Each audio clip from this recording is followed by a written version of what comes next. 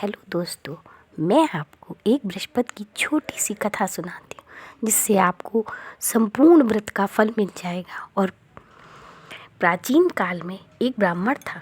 वह बहुत ही निर्धन था, उसकी कोई संतान नहीं थी। वह एक मंदिर में पुजारी था, वहीं पर रहता भी था। भगवान की कृपा से उसके औरत को गर्भ हुआ। कुछ मास बाद कन्या पैदा हुई। कन्या दिन प्रतिदिन बड़ी होने लगी। वह लड़की रोज नहाकर विष्णु भगवान की पूजा तथा प्रति गुरुवार को व्रत करती थी। पूजा के बाद वह रोज पाठशाला जाया करती थी। जाते समय एक मुट्ठी जौ भी ले जाती थी, जिसको रास्ते में बिखेर दिया करती थी। बृहस्पति महाराज की कृपा की ओर से उसकी बृहस्पति महाराज की कृपा से वह जौ सोने के रूप में परिवर्तित हो जाया करती थी, जिसे वह लड़की लौटते समय बीन दिया करती थी। एक दिन लड़की सोने के जौ फटकार रही थी। पिता बोले, सोने के जौ फटकारने के लिए सोने का सूप ही शोभा देता है। बृहस्पति के दिन लड़की ने व्रत रखा और गुरुदेव महाराज से सोने के सूप की मांग की। गुरुदेव महाराज ने स्वीकार कर ली। जब पुत्री पाठशाला से लौटते समय अपने बिखरे हुए जौ उठाती, तभी उसे एक सोने का सूप मिला। वह उसे भी उठा लाई और अधिक खुश थी।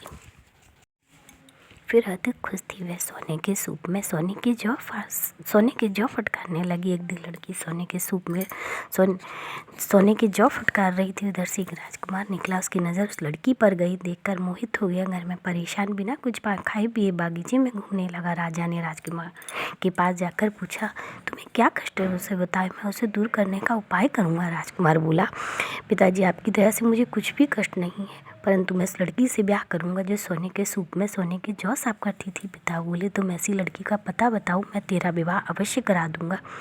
राजकुमार ने मंत्री को विप्र के पास भेजा। विप्र को सब बात बता दी। विप्र अपनी लड़की की शादी राजकुमार के साथ करने के लिए तैयार हो गया। कुछ मास बाद लड़की की शादी का समय निकट आया तो विप्र को धन की अत्यधिक चिंता हुई। वह एक सेठ के पास गया, ब्याज पर उधार रुपए ले आया और लड़की की शादी खूब धूमधाम के साथ किया।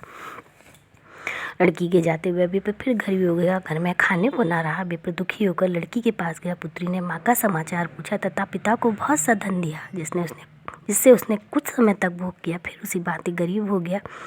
विप्र फिर धन के लिए लड़की के पास गया। पुत्री ने कहा, माता जी को यहाँ भेज दीजिए। पुत्री के अनुसार विप्र अपनी औरत को वहाँ ले गया। पुत्री ने माँ को बहुत समझाया। बोले, तुम नित्य सवेरे उठकर सर्वप्रथम स्नान करो, विष्णु भगवान की पूजा करो, तब और काम करो।